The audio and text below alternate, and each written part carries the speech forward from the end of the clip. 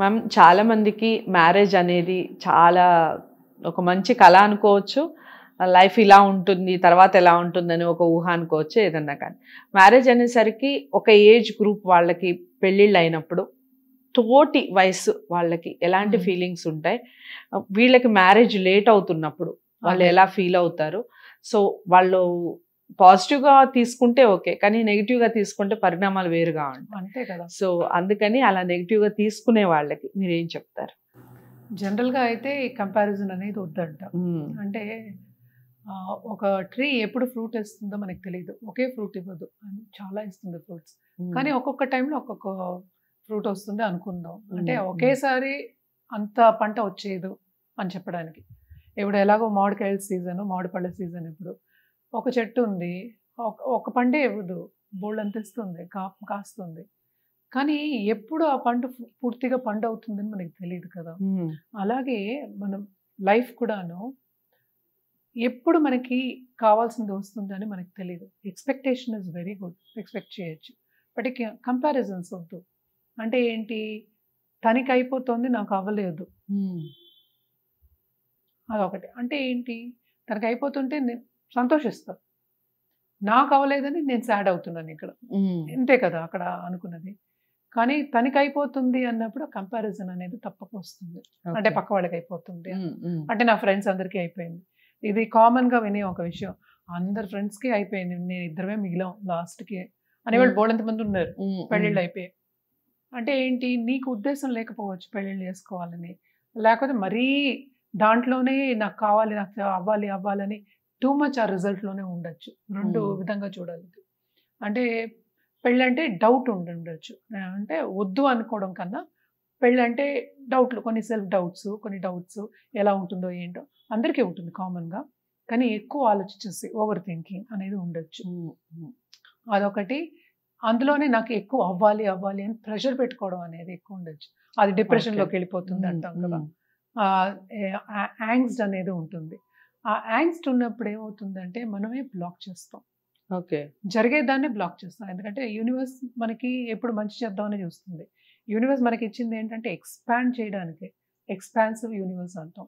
అన్నీ ఎక్కువే ఇచ్చింది. అంటే అబండెన్స్ అనేది ఎక్కువే ఇచ్చింది. తప్పక నీకు కోరిక ఉంది. పెళ్ళి అవ్వాలని కోరిక ఉన్నప్పుడు ఎందుకు ఇవ్వట్లే? ఎందుకు పక్క వాళ్ళకే అవుతుంది? ఎందుకు నాకు అవ్వట్లేదు అనేది నువ్వు ఫస్ట్ నిన్ను క్వెశ్చన్ చేసుకోవాలి. ఇది రీసెంట్‌గా జరిగింది కూడా యాక్చువల్‌గాను. అంటే ఏంటంటే నాకు అవ్వట్లే ఏడవడం. అందరి దగ్గర ఇదే మాట. నేను ఇందాక బ్లెస్సింగ్స్ అని చెప్పాను కదా.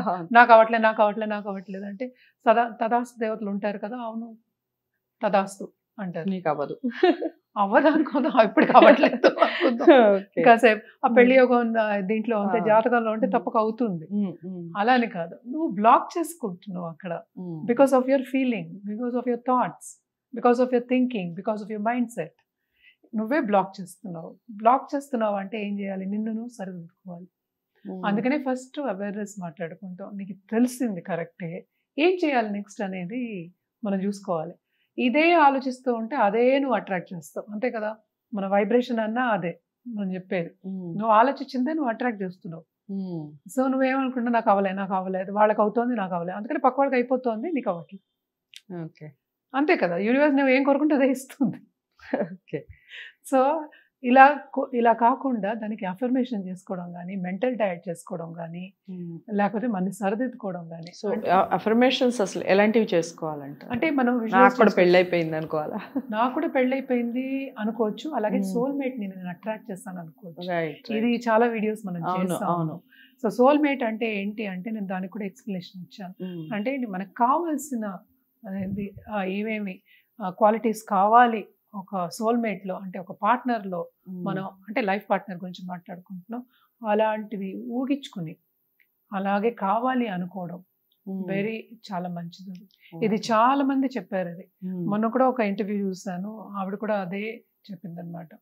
ఆవిడ రాసుకుందంట. Journaling is very important. Affirmation journaling చేస్తాం మనం. సో ఇది కావాలి అని జర్నలింగ్ అంటే రాయడం అనమాట. ఒక letter to the universe. Okay. This is what I want. And I'm very happily married to him. Okay. Him or her, whatever it may be. Right.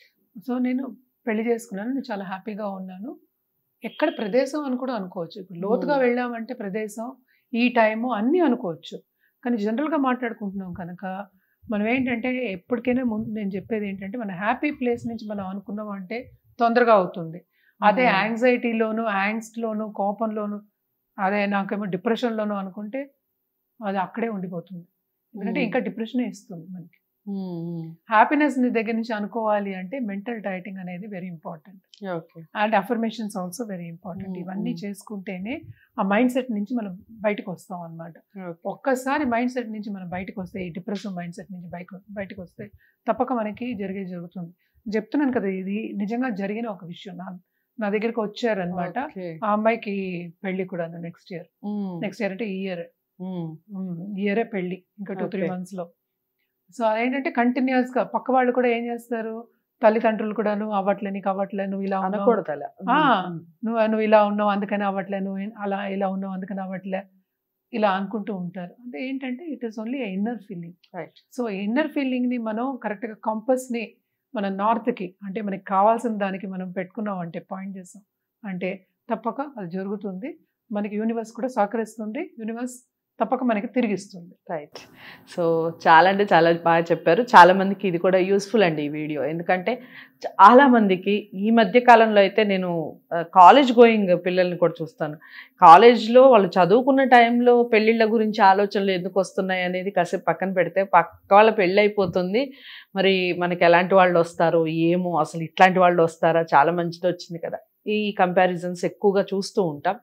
ఇంట్లో వాళ్ళు కూడా ఇప్పుడు మేడం చెప్పినట్టు మీకు ఇలా ఉంది కాబట్టే రావట్లేదు, మీకు ఇలా ఉన్నారు కాబట్టే రావట్లేదు, ఇలాంటి మాటలు కూడా వింటూ ఉంటాం. సో మనకి ఏం కావాలి అనేది మనం క్లారిటీగా యూనివర్స్ని అడిగినప్పుడు 100% యూనివర్స్ మనకి ఇస్తుంది.